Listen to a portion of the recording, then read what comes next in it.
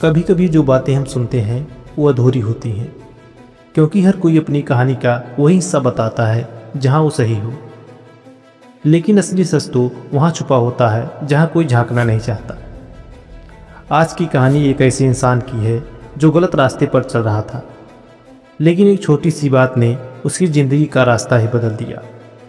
तो चलिए कहानी शुरू करते हैं। एक बार एक इंसान था जो चोरी करता था। उसके पिता ने भी यही काम किया था। आखिरी सांसों में उन्होंने बेटे से कहा, बेटा मैं भी यही करता रहा, तू भी इसी राह पर है। लेकिन एक बात याद रखना, कभी किसी धार्मिक जगह, मंदिर या आश्रम के पास मत जाना। अगर वहाँ गया तो इस काम को हमेशा के लिए छोड़ देना। इतना कहकर उन्होंने आंखें मूंद ली। बेटे ने उस बात को जैसे दिल में उतार लिया। वक्त बीतता गया, चोरी चलती रही। एक दिन वो एक बड़े घर में घुसा, ताला तोड़ा, अलमारी खोल ही रहा था कि अचानक शोर मचा, चोर चोर। लोगों ने सिपाहियों को बुला लिया।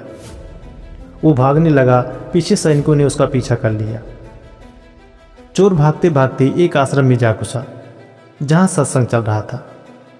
उसे पिता की बात याद आई कि कभी ऐसे स्थान पर मत जाना, लेकिन अब तो अंदर जा चुका था।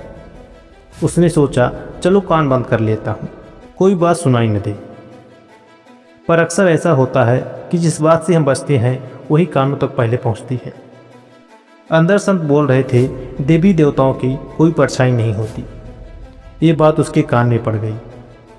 जैसे तैसे वो आश्रम से निकलने ही वाला था, सैनिकों ने पकड़ लिया। उसे राजा के दरबार में लाया गया। राजा ने पूछा, क्या तूने चोरी की है? उसने साफ साफ इनकार कर दिया, नहीं मैंने कोई चोरी नहीं की है। राजा ने सिपाहियों को कहा, इसे जेल में डाल दो। वहाँ भी पूछताछ हुई, मार भी पड़ी, पर जवाब वही रहा, मैंने कुछ नहीं किया। उस राज्य का एक नियम था, जब तक कोई खुद गुनाह न माने सजा नहीं दी जाएगी। एक मंत्री ने सुझाव दिया, पता करो ये किस देवी की पूजा करता है। पता चला ये एक देवी का भक्त है। अब एक योजना बनाई गई। एक महिला को देवी का रूप दिया गया। 2 नकली हाथ में मसाल और एक नकली शेर। सब कुछ वैसा ही जैसे कोई चमत्कार होने वाला हो।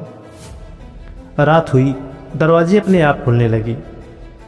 अंधेरा, धुआं और रोशनी में वह देवी प्रकट हुई। चोर देखकर चौंक गया और बोला, हे माँ, आप आ गई मुझे बचाने के लिए। देवी बोली, तो बताओ क्या तुमने चोरी की है? वो झुककर प्रणाम करने ही वाला था कि तभी अचानक उसने देखा उनकी परछाई जमीन पर पड़ रही है।